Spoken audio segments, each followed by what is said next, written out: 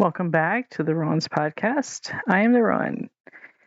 Well, today I have decided that we are once again going to continue on with the subject of ADHD, autism, and all sorts of stuff. And I know I keep promising a new topic and everything, and with guests and stuff. And I had the chance today. I had the chance today to talk to one of the people who I wanted to have as a guest. And I'll be honest, I chickened out. I'm a little bit nervous about asking him. There's a lady at my church and a gentleman at my church, and they're pretty good friends, and they're quite the duo. I really enjoy their banter back and forth, and I really thought that they would make like excellent guests. And you guessed that the topic would be probably religious based, or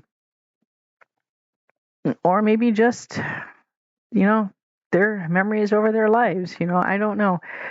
But I really thought those two would be a really, really, really good guest. But I chickened out, so there's that. I will be seeing them Sundays, so we'll see what happens. I'll have to keep y'all informed on that one. But today, after my best friend listened to the last podcast about me hopping on a plane as an elf, her and I were talking about it, and I told her that I had edited some out of there. And I told her what it was, and I edited it out. And I said I was kind of worried about putting it in because I was worried about what people might think of me and stuff. And she said, no, you should have kept that in because that would have been funny. And she said it might help other people, and other people might relate to it and stuff. And I was like, so I got to thinking about it, and I'm going to continue on with my flight.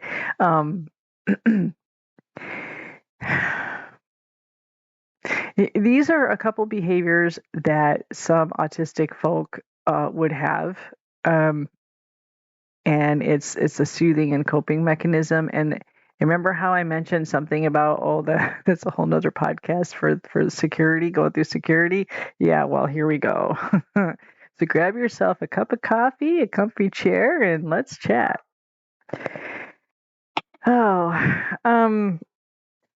Yeah. So, a lot of times, well, most autistic people or neurodivergent people do like to have comfort items.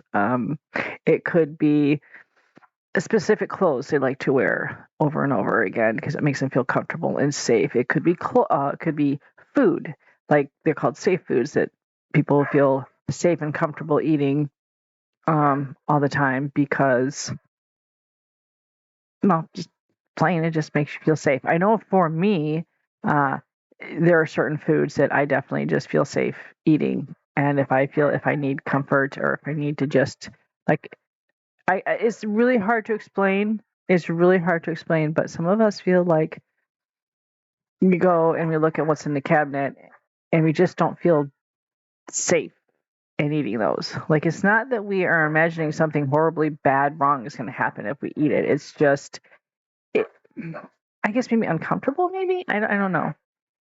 But then we'll have our safe food, which could be an item that we eat over and over and over and over and over again until we're sick and tired of it. And for me, it's cereal. Drives my husband nuts. I would eat cereal 3 times a day if I could, but I know better than that. So, cereal is my safe food. At clothing, I have certain items of clothing that I wear on a regular basis over and over again. I mean, I have a ton of clothes. Like, I have literally taken over almost the whole bedroom full of all my clothes. The closet, the dressers, the bureau, but I only wear a certain select few. But that certain select few does get rotated out depending on the season. And also I have like items that I don't wear very often at all. Like everybody does. They're good items, like, in case you go out, and do this or do that. But for the most part, I wear the same stuff over and over with washing them. Yes, I don't just, wear them dirty everywhere. I do wash them over.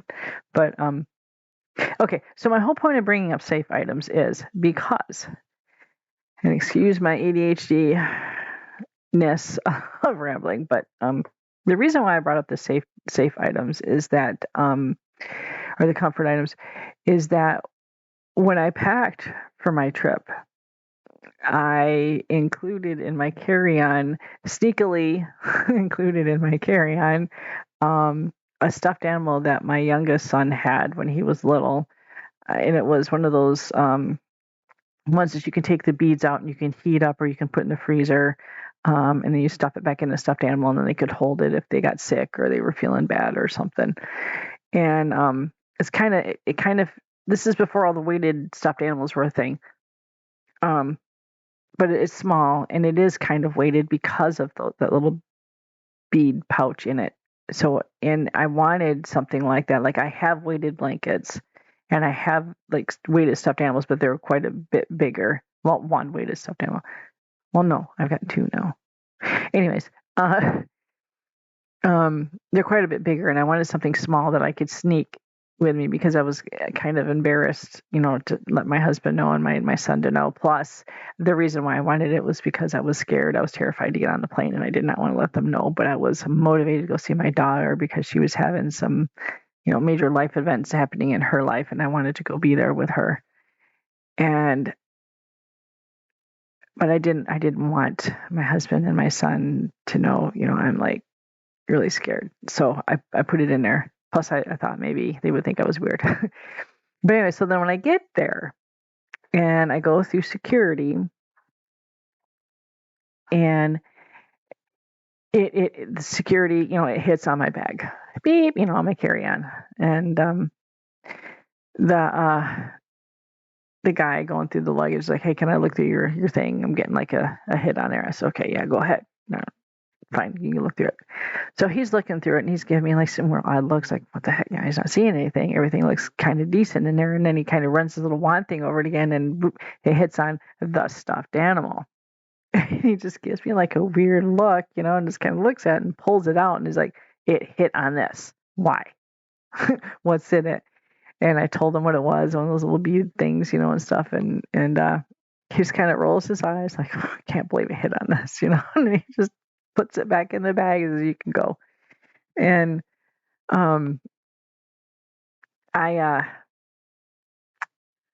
so then I get onto the plane, and before I sit down, I pull out the little stuffed animal, put the stuff in the carry-on, the carryover thing, and I sit down in my seat, and I'm just clutching onto that thing because I'm scared.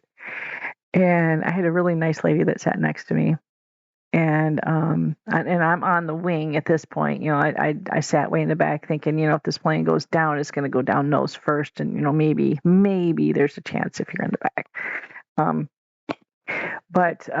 So I was sitting way in the back, and so the plane's starting to take off. You know how it like speeds up, and you can hear those engines roar and stuff, and it just goes, it's going really fast, and it's like you can feel it start lifting off the ground. And at that point, I just started crying, and I was holding on to that stuffed animal, and people just looking at me. I wasn't like going ballistically crying, but I was, crying, and I was like that for about like 5 minutes or so until we got up above the clouds, and then I seen how beautiful it was up there, and then the photographer part of me and the mom part of me kind of took over, and I'm like, you know what? This is really pretty. This is really beautiful. I should be taking pictures. So, pull out my phone camera, of course, and I'm taking pictures, and I'm thinking, I'm going to call my youngest son Bug so that I don't keep saying youngest son Bug. I'm thinking, he would really like this. He would really have loved to see this. So then I videotaped it, and so my mind was on that. So I was able to handle most of the ride that way. But as we were getting closer to Chicago, it started to get a little bumpy, and actually it was almost right away. Actually, probably a good 15 minutes into, then it started getting really bumpy. The clouds were getting darker and stuff, and we were flying through a thunderstorm. Pretty bumpy. And so then, of course, there was no beverages and no drinks or anything like that. And so we go through there, and then we get to Chicago, and I'm seeing, the plane is like going, and you see her over land, and all of a sudden I see it turning off, and it's going over water. It's going over the lake, and I'm like, well, wait a minute, what are we doing? We're supposed to be landing. And it goes out around the lake, and we're flying over the lake, and we're coming around again, and we're passing over land. I'm like, okay, we're gonna land, right? And then no, we're going back out over the water again. And I'm like, what's going on? And I'm starting to get nervous. And the pilot comes out and says, oh yeah, hey, we're gonna be in a holding pattern for 25 minutes, and they haven't really told us why, but we're just gonna be up here for. And I'm thinking to myself, what? They're not telling you why? So then all these, ideas and thoughts are going through my head. Meanwhile, I'm clutching onto this stuffed animal, and kind of talking to the lady next to me to kind of, take my mind off of things. So the guy starts circling more, and I can, when you circle, the wings kind of go up and down, the plane tilts and stuff like that. And okay, that was fine. I was getting okay with that. It wasn't so bad. But then there was, the choppy weather. But then after 25 minutes, he comes back on. Oh, hey, they want us to wait, another 25 minutes in a holding pattern. And yeah, it probably is the weather and blah, blah, blah. I swear this pilot got bored because at this point, he started to get a little adventurous with his turns. And I swear we were like flying sideways at one point with the wings like straight up and down. He would take the curves, the turns really sharp at some points, and some points it'd be like really lazy, and in other parts it would just really, and I could just see that wing just dip, and I could be like, and so I took videos of that because I thought, Bug would want to see that, how freaked out I was and how it really looked, sitting there watching the wing dip like that. And so eventually, and there's a point to why I'm telling you this whole story. Eventually we land, and I am boogieing as fast as I can across. I mean, if anyone's ever been in the Chicago O'Hare Airport, that thing is huge. I mean, the last time I was there was 30 years ago, and it was big. This time it's like a whole city in there. It's like you're walking through this big mini city, and I'm rushing, trying to get to my gate, not sure where I'm going, kind of getting lost. Finally get there, and then lo and behold, they say, well, the flight's delayed because, not all of our people are here yet. Not all the flight attendants are there. I'm like, okay, great. It's probably the storm. So then the storm's like raging outside. And the reason why I said there was nothing to drink was because I was really thirsty at this point, like so thirsty. I hadn't had anything to drink since earlier that morning, and being up in the airplane, dries you out and stuff. So I went looking for something to drink, something to eat. Found a cool bagel shop, really nice. Come back. We're waiting even more. And after a while, I started to have some questions because I wasn't sure about the boarding procedure once you got, when you're on a connecting flight. And I was wondering if I had to show my ticket again. I didn't know what to do. So I decided I would go online. Okay, so here's the other thing I wanted to tell you about. And this is the thing that I edited out.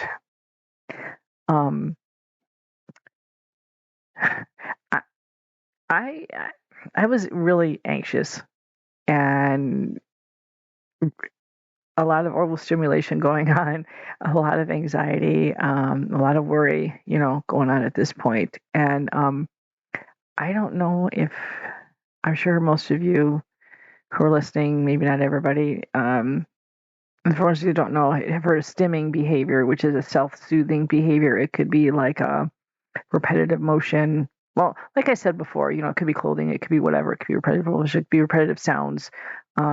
It could be like for me, I have listened literally to the same songs, the same music playlist for 2 years straight without varying. Well, wait, I can't say without varying because I have added here and there, but 2 years straight because it's a soothing thing for me up until the last couple of weeks where I found a whole nother set of music to listen to. Um, and it's a soothing thing. And so like my oldest son, we'll call him Buddy. When he was younger in school, he would run his fingers along every single locker as a soothing mechanism if he was walking through the hallways, because the hallways were very difficult for him to navigate. Or he would just randomly screech out noises in class. Or he would flap his hands. Like just at home, he would just flap his hands. Or in the car. Put his hands out the window and flap his hands, or in the car, leave him in the car. But things like that. Well, sounds can also be a thing. Like I said, he screeched out of nowhere sometimes. Sounds also include accents. So here is the part that I was embarrassed to include. I do this sometimes. I do not do it around people I know. Not unless I'm in a particular mood and I think maybe I can get away with it. But I do drop into accents, and this is a thing with ADHDers, and it is into some autistic people as well do this. They will drop into an accent because it is a self-soothing thing.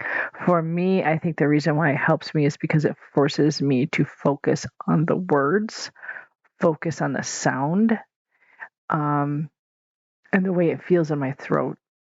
And that kind of puts a soothing thing. And I can't even explain it. And it sounds weird. And I remember as a kid doing that. I would drop into like a Southern accent.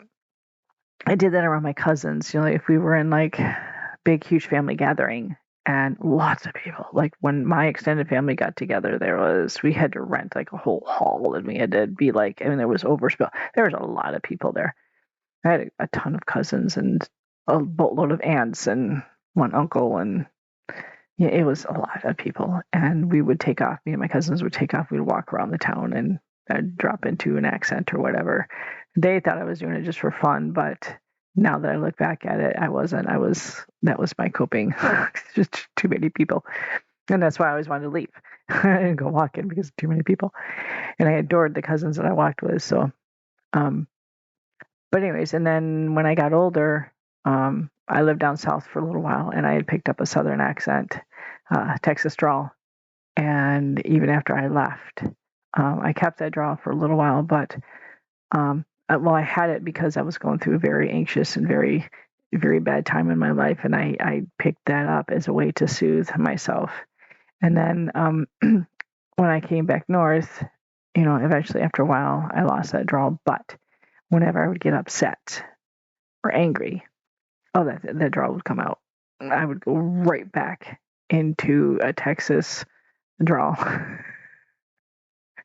All the Texan phrases and everything along with it too. So yeah, but the point is, I was in line for the ticket office or the ticket counter, and I was behind this older gentleman, and he started talking to me, and I was really nervous about the whole thing, and I, for some reason, dropped into a Russian accent and acted like I did not know much English at all. I spoke English, but not, I was, in this Russian accent talking to this guy, and it was making me feel better. And it was something about the flight or something. Oh, yeah, we were talking about the flight inbound. And I was telling him about, how we had to circle and stuff like that. So after I got through the line, and I went and I sat down next to this other lady, and this guy wasn't too far off from me. I sat down to this other lady while we were waiting, and I forgot. And I wasn't thinking, and I just, perfect English. perfect English with this lady, and the guy was like, not very far away, and he was kind of looking, and I'm like, oh man, you know. But that was my stimming. It made me feel better. It made me feel more comfortable, to get those the tones out. It made me focus on my wording. It made me focus on what was being said and not the feelings and the anxiety.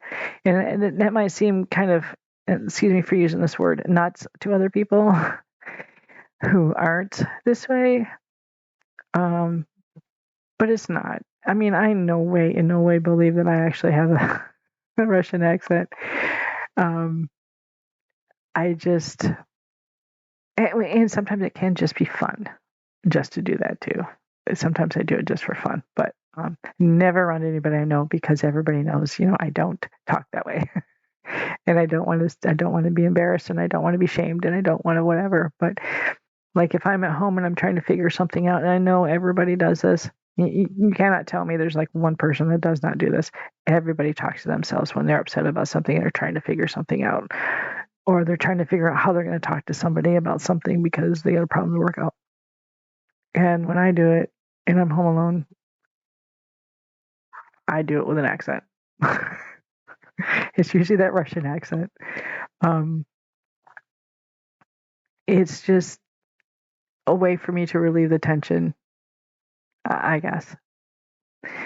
And that's what I wanted to cut out, was that. And I kind of want to focus on stimming behavior, self-soothing, self-stimulation. That sounds dirty, but that's not what it's meant as. It's a way, it's a coping mechanism. And it is not, okay, I do want to say this, it is not a form of weakness. It is not any way at all saying that a person is weak because they need these or they need that to do this or that. Everybody in the world has a coping mechanism of some sort, even if you're neurotypical.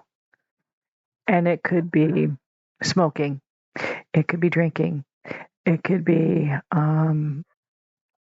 listening to music, it could be drawing, it could be doing your arts, it could be doing your craft, things like that. That in itself is kind of sort of a self-soothing thing to do. Stimming, however, is a little bit different, because it could be like rubbing, like me, I'll rub my legs. I'll rub my legs if I'm really nervous, like if my husband and I are getting into an argument or something, or I'm really upset, I'll rub my legs. Or my hands together, or if I'm at work and there's a problem at work, I wear bangly beads on my right wrist. I wear bangly bracelets, not beaded ones. Although I do have some, but metal bangly bracelets. If you can hear it, okay. And I wear those, and I also have some wooden ones, and they make a different sound. Sometimes I wear them together, but I will shake my wrist if I'm really nervous at work. Like if there's a problem at work, I will just shake my wrist just to hear that sound. And I wouldn't do it for like a whole long period of time, because that would look really weird to me. I think it would bother, neurotypicals to be like, what is that person doing? But if I can hear them jingle, even if it's just 10 seconds, it helps. I used to have like thick weighted ones on my wrist, and it didn't make noise. That just having that weight around my wrist, having a tightness around my wrist, it actually helped. It was comforting.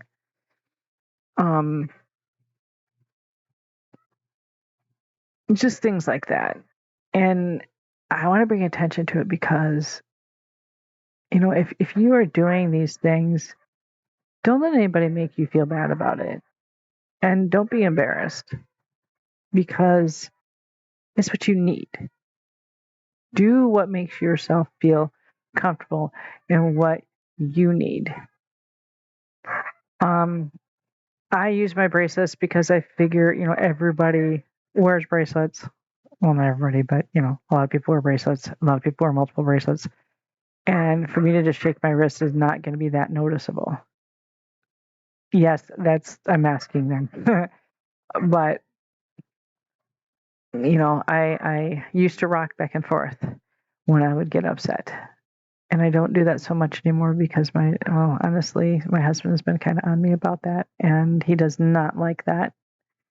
And it is not that he's mean, and it's not that he's, about it. He's not being overbearing. It's just, it is a behavior that bothers him. Um, and I think it's just, he doesn't like to see that because he knows when I get to that point, he knows something is really wrong.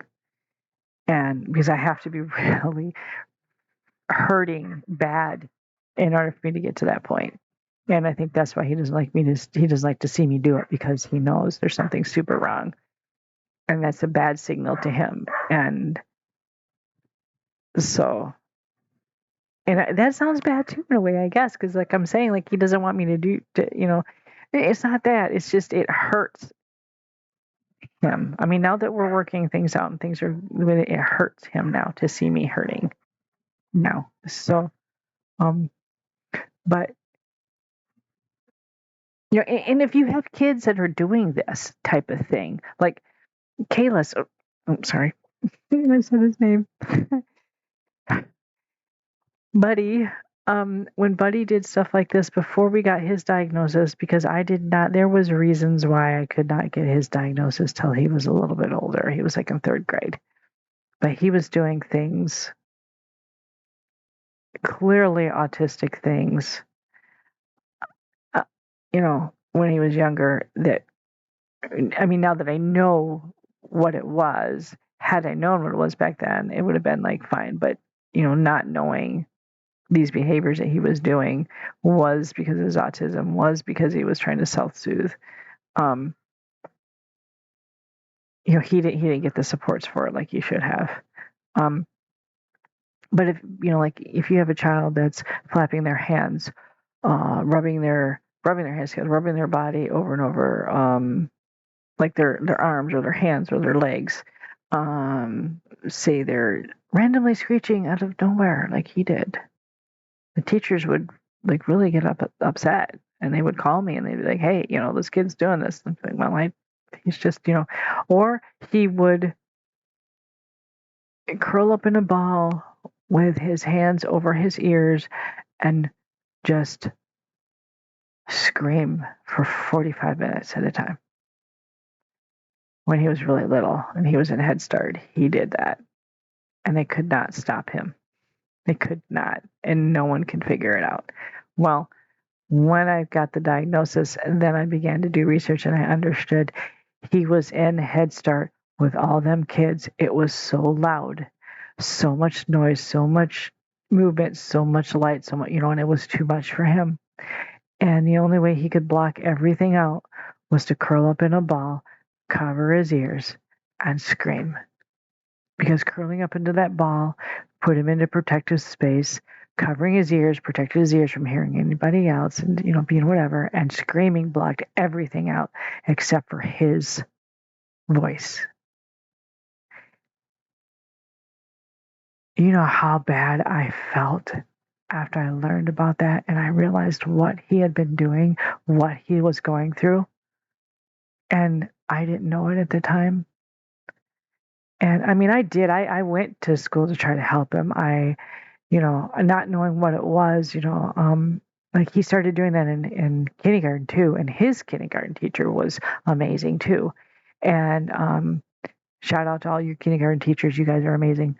But I brought him a stuffed animal to have it in his bag. And, he had a thing with rabbits. Rabbits were his thing. And I brought him a stuffed animal and I put it in his backpack.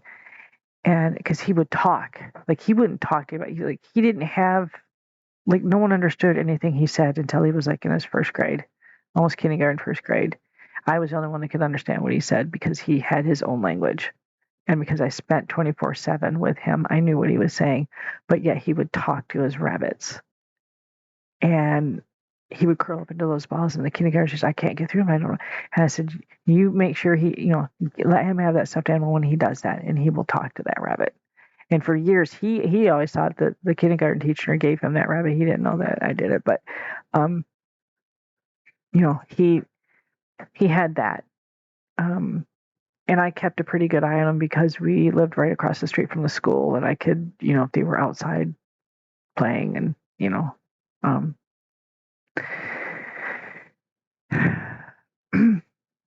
and through school, through high school and stuff like that, he had a really, his stimming behaviors kind of wasn't so much, but he more or less reverted into, himself kind of by that point. But, yeah, he would, when he was younger, he would, little, he would flap his hands. I never understood what that was about. Back then I was like, why is this child doing this? I didn't know. I mean, at that point, I didn't even really know what autism was back then. Not until he had some evaluations done. And I remember he had to get a school evaluation, and the school evaluated him, got in all these experts and different people to come in, and they evaluated him, and they gave him an educational diagnosis of autism. He does have a medical one now, but he had an educational one because at that point, given the circumstances that were going on around in his life, that was the only way I could get that done. And we sat in the room at the school with all of his teachers and the principal and all the people that did the evaluation of him. And they said, the lady said, well, I diagnosed him and he has autism. I started crying. And all the teachers around the table and everything, they were looking at me like, oh my gosh, we just really upset her. Oh, we said something horrible to her. And my friend, she was a therapist there at the school, and she was the one that got this all kickstarted so that I could get help for my son. She goes, no, she is not crying because she's sad. She's crying because she's relieved. Because now she knows. And I just looked up at her with tears in my eyes and I said, yes, that's exactly it. I am happy that now I have answers, and he has answers, and he can get the help he needs. Because it was such a relief to know that there was a reason and that we could help him. And it was such a weight. And my point in saying this is, if you are noticing any of this in your children or even in yourself, and you want answers, go get them. Go get them. And if you can't afford to go through a doctor's office, there is such a thing as an educational assessment. If your school has it. Ours did. I was lucky enough that ours did, that he could get an educational assessment, and through an educational diagnosis that only pertains to where, like, he could go through special education. He could get all the supports through the school then at that point. But there is that too. So that your child can get help through the school. And I know things have so much more advanced since he was a child. Like, he's 26 now. And so it's everything is advanced so much more, and there's so much more awareness, But I encourage you, because for the most part, what I've experienced is, and I don't know if this is everywhere, but what I've experienced is, the school system is very supportive and very helpful to children who need these supports. At least our school was. Like, when he as I said before, he has genius level IQ. He does.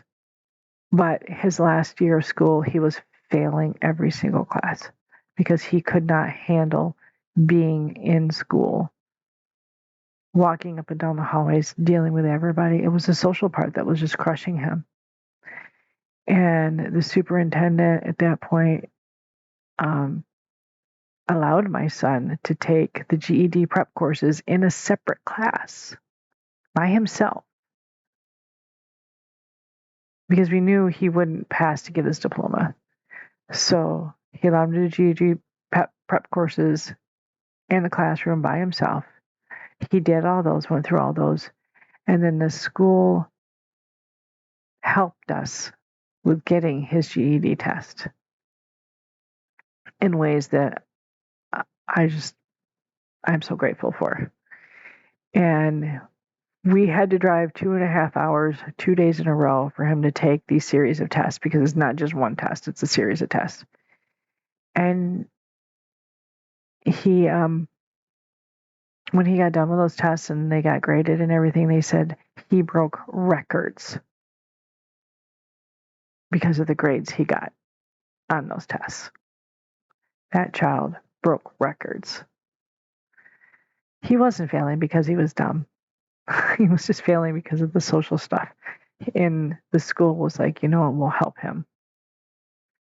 You know, and they had been supportive to him throughout this, you know, his school years and everything. But towards the end, when he was floundering really bad, they're like, hey, we'll do this. We'll get this done so he can, you know, because it was either that or they were just going to give him a good enough diploma, which basically was, well, yeah, he showed up, and even though he didn't pass all of his classes, we're just going to give him this good enough diploma. I can't explain what it is, but that's kind of how it came across to me.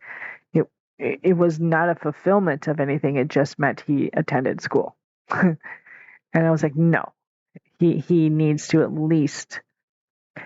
very least get his GED because he deserves that. He's been here all this time, and he was getting fantastic grades up until this last year when it was just became too much. You know, senior year, everybody's doing some crazy wild things. You know, it got too much for him. So they said, sure, we'll do this, and they made it possible. So my point is, you know, don't be afraid to talk to the school because there's a lot of people to support. And if you think you might need to get a diagnosis or might need to get help, go do it. Like I said before, it's not about getting a label. It's not about being a victim. It's not about being special or people feeling sorry for you or getting special treatment or anything like that. It is about knowing who you are, learning yourself, learning how to navigate this world we're in. I mean, sometimes I feel like the thing like I've heard before about autism, and this is like being an alien stuck on an alien planet expected to know everything about it, and you just really don't know. It's all about, yeah, and also learning how to drop the mask. Not completely. I don't recommend that for everybody. There are some people who have completely dropped their mask, which I am so, you know, amazed with. But you don't have to if you're not comfortable with it. But just, you know, and it's also, you know, so other people around you, you know, your loved ones and your spouse or your partner or whoever you have in your life can know, and they can help you too, and help you understand each other. That's key. This whole thing is key, is understanding yourself, understanding others, help others understand you, and help you with your job. You know, as I said, I don't recommend telling your boss because your time blind, you need to be late to work. I don't recommend that. But, you know, learning, you can find supports for yourself. So this is a good thing. And there are plenty of resources online. There's plenty of people to talk to. And there's a lot of good information out there. And there's a lot of a lot of people who are banding together and coming together as a community and researching and asking, each other, hey, do you do this? Because I do this. Is this, whatever. And it's learning about each other and learning about it, because up until recently, there has not been that much, research done on it, that much knowing about it up until like the 90s. I think it was in the 90s. People didn't even think women could even be ADHD or autistic. Like that was like, no, it's all little hyperactive boys. And it's a good thing that social media and people are coming together and they're helping each other. So yeah, and I babbled on long enough. I don't even know how long this podcast is going to be. And I babbled on long enough, but I just want to tell you that, do what you need to do for yourself. Oh man, just 40 minutes. I apologize, everybody. I just got to talking. Well, thank you for sticking with me for this long. I really appreciate it. And this is just going to go up as a raw recording because the program I use to record this has no edit button. Hey, if anybody knows of a good sound recording app that's free or very minimal cost, that has good editing tools on it, and that's easy to use, it won't be so complicated, please put it in the comment section. I would so much appreciate it. Thank you so much for stopping by and chatting. More later. Bye.